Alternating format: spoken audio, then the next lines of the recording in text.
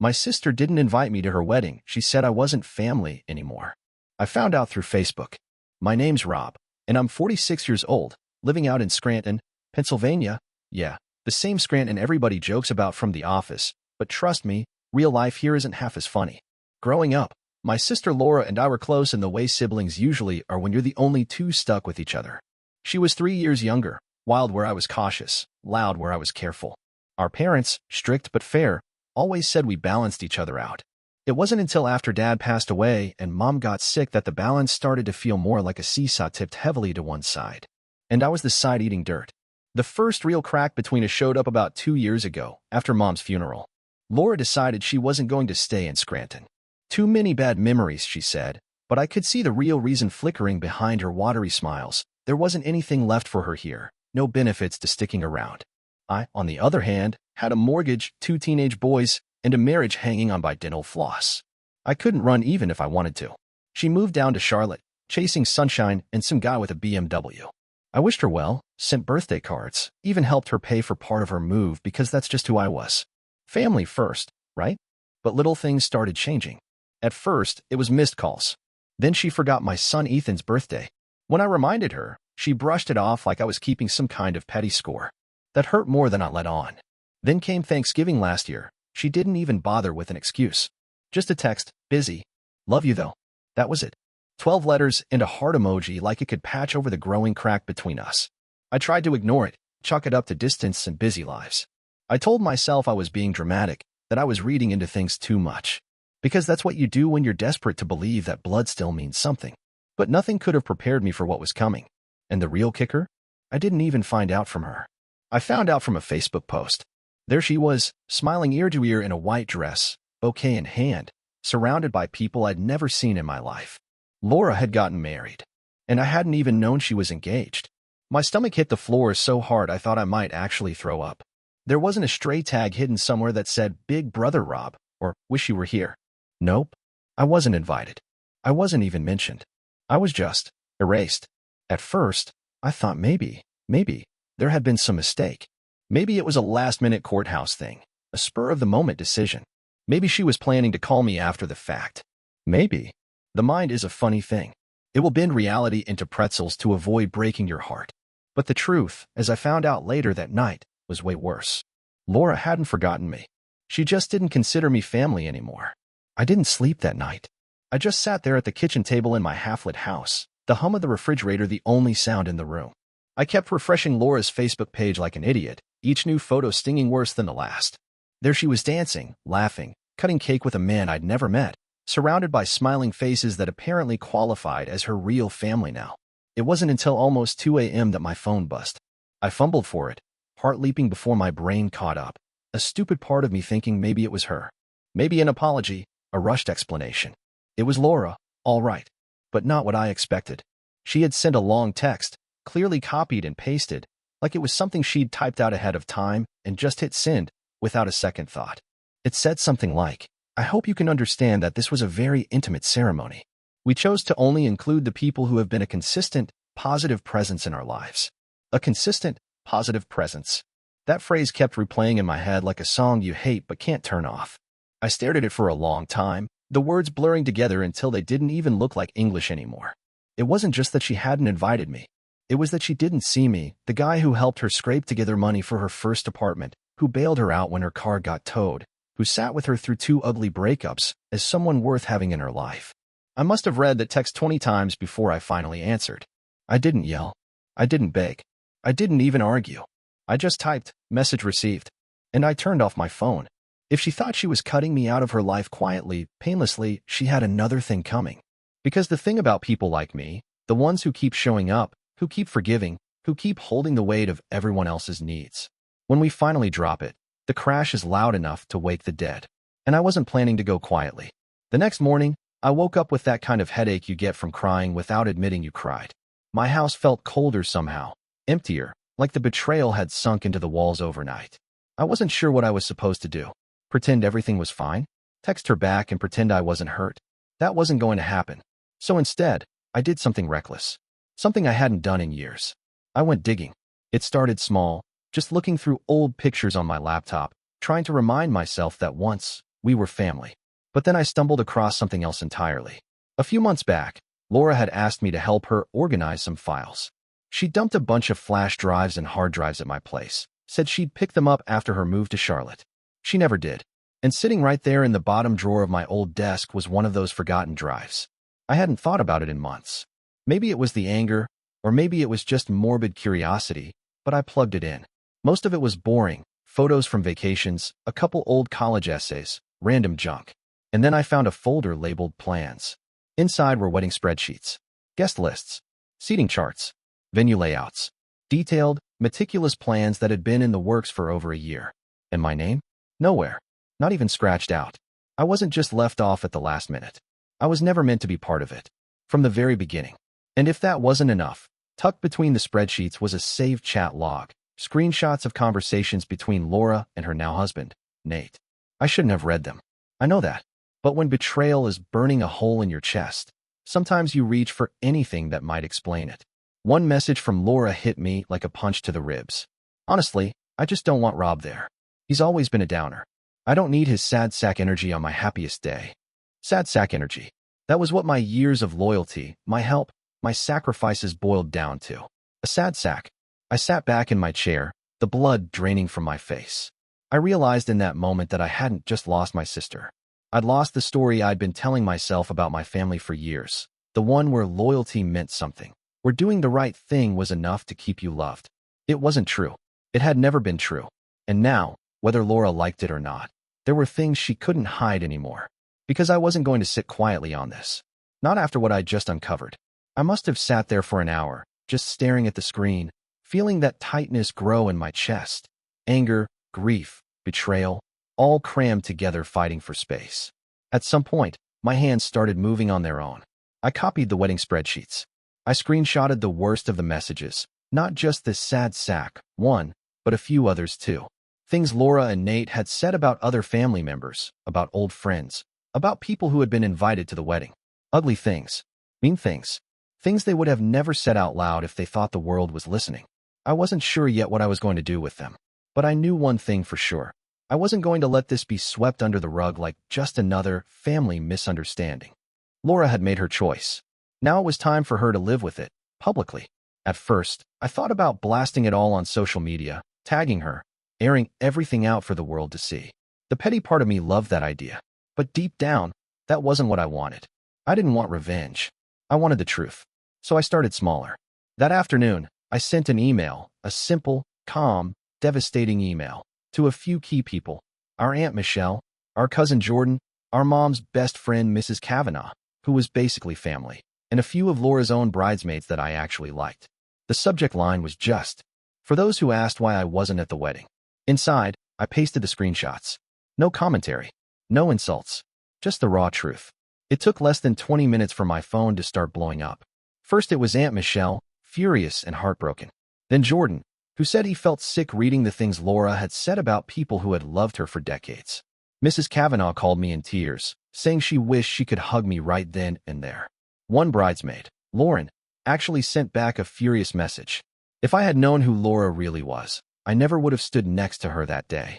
One by one, the people who had been blind to what was happening were waking up. And it didn't stop there. Because as it turned out, the cracks in Laura's perfect new life were a lot deeper than even I had realized. And they were about to split wide open. I wasn't naive enough to think there wouldn't be blowback. But I'll tell you what I didn't expect, how fast the whole thing would unravel. By that evening, Laura's carefully curated wedding posts started vanishing one by one. First, the big, "Thank you to our amazing friends and family" post disappeared. Then the photo albums. Then her entire Facebook profile went dark. Gone. Like she thought if she just pulled the plug, the damage would stop leaking out. It didn't. Apparently, some of the bridesmaids I'd emailed forwarded the screenshots to a few others, friends of Laura's who had traveled cross-country to be at that wedding, paid for hotel rooms, dresses, gifts, all because they thought they were part of something genuine. Turns out, Laura and Nate hadn't just been bad-mouthing me. They trashed almost everyone behind their backs. People she called clingy, cheap, boring, deadweight, friends she had known for years. People who thought they were helping her build her happiest day. The betrayals were piling up faster than she could delete them. And then came the bomb I didn't even know existed. A text from Jordan, my cousin. "Rob, You might want to know, people are saying Nate isn't exactly who Laura thinks he is. I blinked at the screen, my pulse picking up. According to Jordan, and this was backed up by receipts he gladly sent me, Nate wasn't the polished, successful entrepreneur he pretended to be.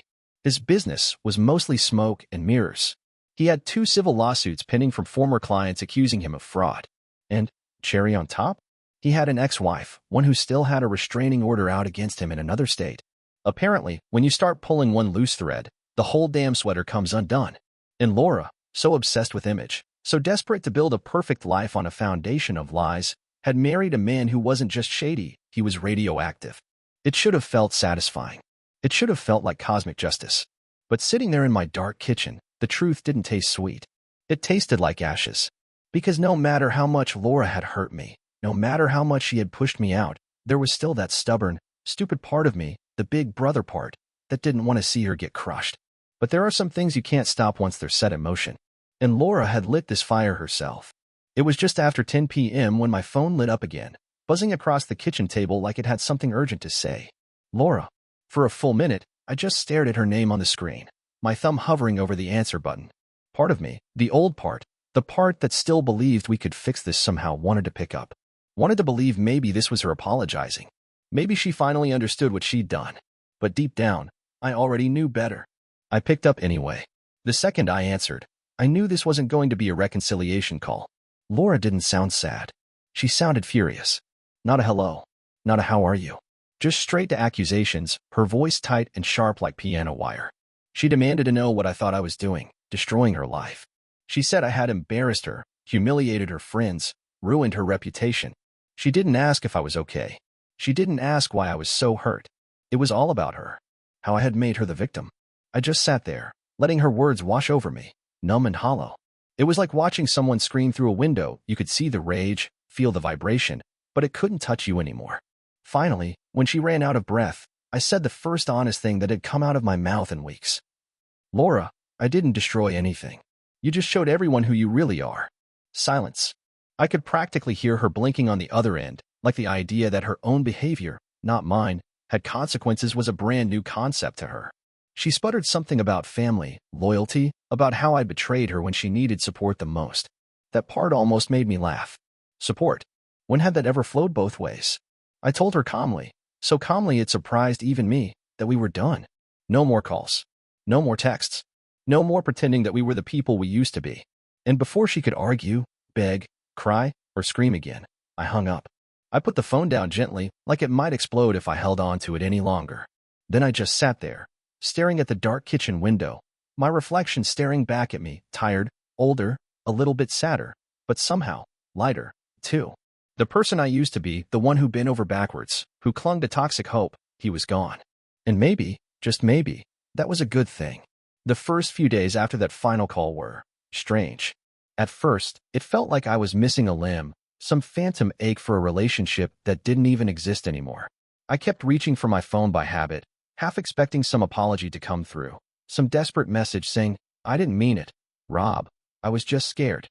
But the phone stayed quiet. And slowly, I realized something. The silence wasn't hollow. It was peaceful. For the first time in years, I wasn't bracing for the next guilt trip, the next insult wrapped in a compliment, the next family event where I was the backup plan instead of the guest of honor. There was nothing left to tiptoe around, nothing left to fix.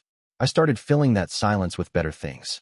I finally went fishing with Ethan and Caleb, my boys, something we'd been putting off for months because there was always some family thing I felt obligated to attend. We drove out to Lake Wallenpaupack early one Saturday morning, packed sandwiches, played music too loud, and for 6 solid hours, not one of us thought about Laura. Later that week, I dusted off my old guitar, the one I used to play before life got heavy, and sat out on the porch picking at chords until my fingers stung and my heart felt a little less brittle. It wasn't much, but it was mine. And the more time that passed, the more I realized. I hadn't just lost a sister. I'd lost a burden I wasn't meant to carry anymore. One afternoon, I even ran into Mrs. Kavanaugh, Mom's old friend, at the grocery store. She gave me a long hug in the frozen foods aisle. No questions asked, no expectations, just kindness. Before we parted ways, she squeezed my shoulder and said, "Sometimes losing someone is how you find yourself again." I smiled, genuinely smiled, for the first time in a long while. Because she was right. And deep down, a new thought started flickering inside me, fragile but real. Maybe this wasn't the end of my story. Maybe it was the start of a better one. It was about 2 months after that night, after the wedding, the blow-up, the silence, when a thick cream-colored envelope showed up in my mailbox. No return address, just my name written in Laura's unmistakable, looping handwriting. For a minute, I considered just tossing it straight into the trash. God knows she'd already said everything she needed to say. But curiosity, that old familiar weakness, got the better of me. I slid my thumb under the flap and pulled out a card. It was an invitation to a family reconciliation dinner being hosted at our Aunt Michelle's house. No apology inside, no explanation, just a time, a date, and a cheerful little line that said, "Let's put the past behind us and start fresh." Fresh. As if betrayal was something you could just sweep up like broken glass, toss out, and pretend the cuts weren't still bleeding. I stood there in my kitchen, invitation in one hand, junk mail in the other, feeling the old ache creep back into my ribs. Part of me, the same stubborn part that always tried to keep the peace, wanted to believe maybe this was real. Maybe Laura had finally realized how deep the hurt ran. Maybe she actually meant it this time. But another part of me, the newer, wiser part, wasn't buying it. Because here's the thing about people like Laura. They don't call for reconciliation when they want to heal. They call for reconciliation when they want to control the story. And I knew exactly what this was. Word had gotten out. Family friends knew. Old neighbors knew. Even some of Laura's in-laws were asking uncomfortable questions. This wasn't about mending fences. This was about repairing her image. And if I showed up, if I smiled and hugged and posed for the inevitable happy family photos, I'd be giving her exactly what she wanted. Proof that none of it mattered. That I didn't matter. But I did. For the first time in a long time, I finally believed that. So I folded the invitation neatly in half, walked it to the kitchen trash can, and dropped it inside without ceremony. No rage. No sadness. Just a quiet decision to stop chasing love where there was none. And that night, when my boys asked if we could go to the movies, I said yes without hesitation.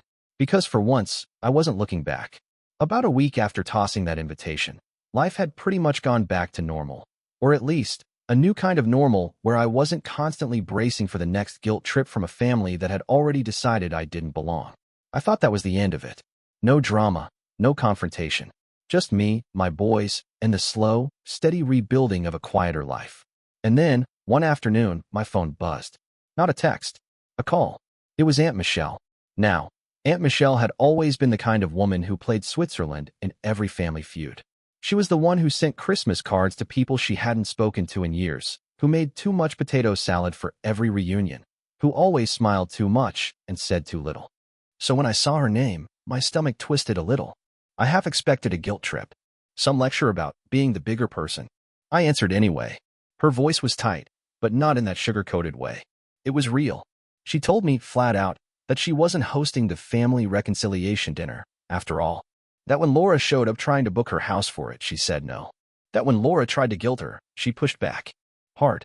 Aunt Michelle told her that if reconciliation meant pretending nothing happened, meant sweeping betrayal under a rug and slapping a fake smile on it, she wanted no part of it. I don't know what Laura thought she was doing, she said, her voice shaking a little. But you deserved better, Rob. You always have. I stood there by the window, staring out at the gray Scranton sky, feeling something crack open inside me. Not the brittle crack of heartbreak. Not the angry snap of revenge. Something quieter. Something warmer. Validation. Someone saw. Someone cared. Before we hung up, Aunt Michelle said one last thing. You don't have to show up for people who wouldn't cross the street for you. I whispered a thank you, meaning it more than I could explain. And when I hung up, I realized something. Laura hadn't just lost a brother. She'd lost the people who loved me, too. She thought by cutting me out, she could control the narrative. But in the end, the truth had a way of seeping through the cracks she tried so hard to plaster over. And this time, I wasn't the one left standing alone. After the call with Aunt Michelle, I sat on the back porch for a long time, letting the cool Pennsylvania air numb my skin a little. The sky was just starting to shift into that soft bruised color right before sunset, and for once, my mind wasn't racing. I thought about forgiveness, that word people throw around like it's some magical cure for pain. Forgive and forget. Turn the other cheek. Be the bigger person. I used to think forgiveness meant letting people back in, reopening the same doors they slammed in your face without even a sorry. But sitting there, feeling the wind cut through the cracks of my old porch, I realized something. Forgiveness isn't for them. It's for you. It's the moment you decide you're done carrying the weight of someone else's betrayal around like a second skin. And you know what? I forgave Laura that night. Not by calling her. Not by attending her phony dinner. Not by smiling through gritted teeth and posing for family photos that would end up as lies hanging on someone else's wall. No. I forgave her by letting go. I forgave her by living a life she didn't get to narrate anymore. The thing Laura never understood was that cutting me out wasn't her victory. It was her loss. I wasn't the broken one. I was the one who stayed. The one who showed up. The one who loved without keeping score. And if that made me a sad sack in her mind, fine. Better a sad sack with a soul than a hollow shell chasing appearances. Later that night, Ethan and Caleb sat with me on the couch, Caleb reading some comic book out loud with way too many dramatic voices, Ethan flipping between baseball scores and some ridiculous cooking competition show, and for the first time in a long time, I felt full of the right things. Love that asked for nothing in return. Laughter that wasn't forced. Home that didn't have conditions stapled to the doorframe. Laura could keep her new life, her fake apologies, her curated world of people who would smile for the cameras and talk behind each other's backs the second the flash went off. I had something better. I had real. Weeks turned into months. Winter crept in slow and heavy over Scranton, frosting the sidewalks, dusting the rooftops, settling everything into that long hush that only a northeastern winter can bring. I half expected another message from Laura, some desperate Hail Mary after the dust really settled. Maybe a holiday card. Maybe another empty apology wrapped in pretty words about moving forward. But none came. And honestly, that was a gift too. Because sometimes closure isn't about a neat bow tied around the mess. Sometimes closure is just no new wounds. And in that quiet, something remarkable happened. I stopped waiting for the story to end differently. I stopped needing her to see me. I stopped needing her to choose me. Instead, I chose myself. One night, a few days before Christmas, I was sitting on the floor helping Caleb put together one of those impossible Lego sets, the kind with 5,000 tiny pieces and instructions that seemed to require an engineering degree. When Ethan looked up from the couch and said, "Real casual, you seem happier lately, Dad." I blinked at him, caught off guard. Because he wasn't wrong. The ache was still there. Sure, the way a broken bone aches when the weather changes, but it didn't control me anymore. It didn't define me. I smiled at him and said, "Yeah, buddy, I think I am." And that was it. No grand finale. No dramatic showdown. Just a quiet, steady, undeniable truth. Sometimes family isn't who shares your blood. It's who shows up. It's who stays. It's who laughs with you over scattered Lego bricks and listens to your bad jokes and says, without hesitation, "I'm glad you're here." I didn't lose a sister that year. I lost a fantasy. And in its place, I built something real. Something better. Something mine.